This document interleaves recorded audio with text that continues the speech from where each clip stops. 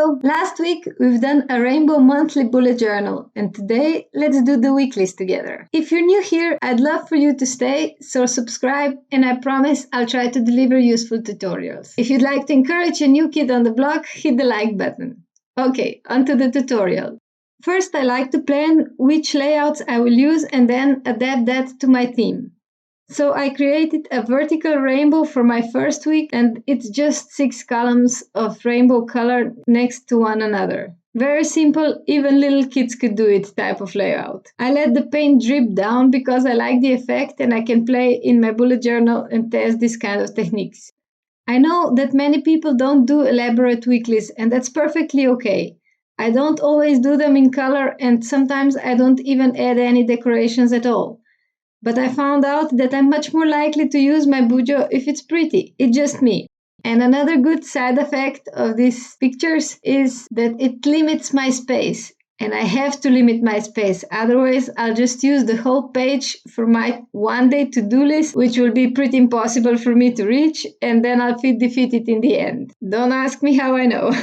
With the decorations, I don't have that much space, but I still can cram enough there what really needs to be done. Now I'm just finishing this spread by writing the days of the week, each into its own column, except for Saturday and Sunday that I merge into the weekend column.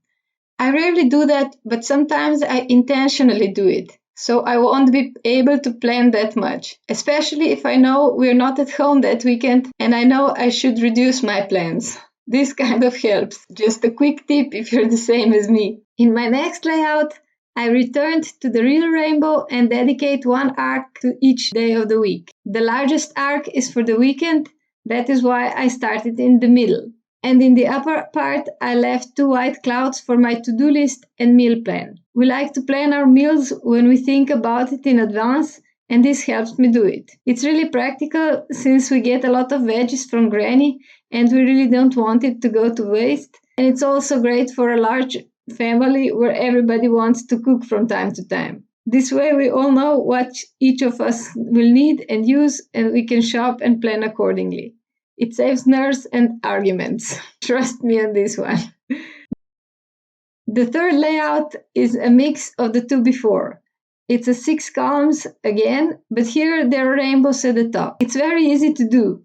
I first put down a line of washi tape so that I have a clean bottom of the rainbow, and I don't have to worry how far I paint. I like to have different layouts. Some people prefer to use one tried and true version that suits them, but I really like to vary them. To each its own, I'd say. I like to do all the same colors at once, so all the violets and then all the reds and so on.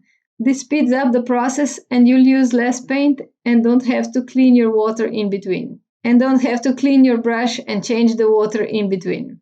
You don't have to do it this way, of course. You can paint every rainbow one by one if you prefer.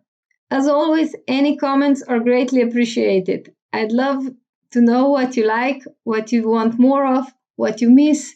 I'm a very social being, so I'd love to connect. And if I make these videos, I want them to be useful, like the others were useful to me when I was starting out and are still useful in so many areas. So that's my way of giving back. The last spread is kind of rainbow bubbles. I first drawn the bubbles with the compass, but you can use mugs and lids and so on. Any round objects would do the trick, as long as it's the correct size. And then I wet the entire edge of the circle just with water. Then I add color to the edge of the wet edge.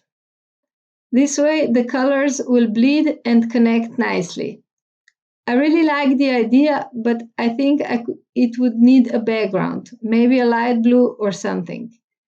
But the paper buckles so much, I'm kind of afraid to drown it down in a light wash. What do you think? Should I do it? Should I try?